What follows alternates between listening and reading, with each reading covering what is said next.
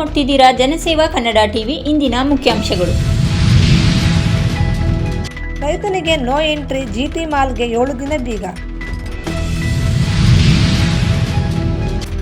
ಮನೆ ಊಟ ಕೋರಿದ ದರ್ಶನ್ ಅರ್ಜಿ ನಾಳೆ ವಿಚಾರಣೆ. ಮಹಿಳೆ ಮತ್ತು ಮಕ್ಕಳ ಶೋಷಣೆ ತಡೆಯುವಲ್ಲಿ ಅಂಗನವಾಡಿ ಕಾರ್ಯಕರ್ತೆಯರ ಪಾತ್ರ ಅಗಾಧ ಉಂಡಿ ಮಂಜುಳರವರ ಹೇಳಿಕೆ. ಕನ್ನಡಿಗರಿಗೆ ಉದ್ಯೋಗ ಮೀಸಲಾತಿ, ಉದ್ಯಮಿಗಳ ವಿರೋಧಕ್ಕೆ ಕನ್ನಡ ಸೇನೆ ಖಂಡನೆ. ಮಂಡ್ಯದಲ್ಲಿ ವಿವಿಧ ಬೇಡಿಕೆಗಳ ಮುಂದಿಟ್ಟು ಸಂಸದರಿಗೆ ರೈತ ಸಂಘಟನೆಗಳ ಮನವಿ. ರೇಣುಕಾಸ್ವಾಮಿ ಕೊಲೆ ಪ್ರಕರಣ, ದರ್ಶನ್ ಮತ್ತು ಗ್ಯಾಂಗ್ಗೆ ಮತ್ತೆ 14 ದಿನ ಜೈಲು. ಉತ್ತರ ಪ್ರದೇಶ ಬಿಜೆಪಿಯಲ್ಲಿ ಭಿನ್ನಮತ ಸ್ಫೋಟ, ಕಮಲ ಶಾಸಕರಿಗೆ ಆಫರ್ ನೀಡಿದ ಅಖಿಲೇಶ್ ರವರು. ಕನ್ನಡಿಗರಿಗೆ ಉದ್ಯೋಗ ಮೀಸಲಾತಿ, ಕಾರ್ಪೊರೇಟ್ ಲಾಬಿಗೆ ಮಂಡಿಯೂರಿದ ಸರ್ಕಾರ, ನಾರಾಯಣಗೌಡ ಕಿಡಿ.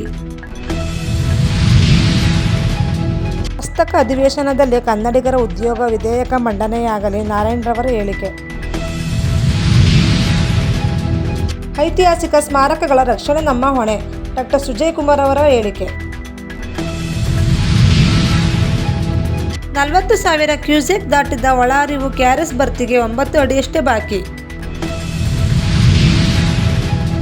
ಭೀಕರ ರಸ್ತೆ ಅಪಘಾತ, ಲಾರಿಗೆ ಬೈಕ್ ಡಿಕ್ಕಿ, 2 ಸ್ಥಳದಲ್ಲೇ ಸಾವು.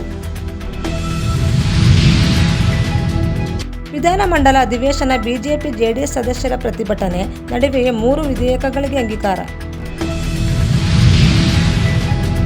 ಸಬ್ಸ್ಕ್ರೈಬ್ ಬಟನ್ ಮೇಲೆ ಕ್ಲಿಕ್ ಮಾಡಿ ಹಾಗೂ ನಮ್ಮ ಹೊಸ ವಿಡಿಯೋ ನೋಟಿಫಿಕೇಶನ್ಗೋಸ್ಕರ ಪಕ್ಕದಲ್ಲಿ ಕಾಣುವ ಬೆಲ್ ಬಟನ್ ಮೇಲೆ ಕ್ಲಿಕ್ ಮಾಡಿ ಹಾಗೂ ಲೈಕ್ ಮಾಡಿ, ಶೇರ್ ಮಾಡಿ, ಕಮೆಂಟ್ ಮಾಡಿ.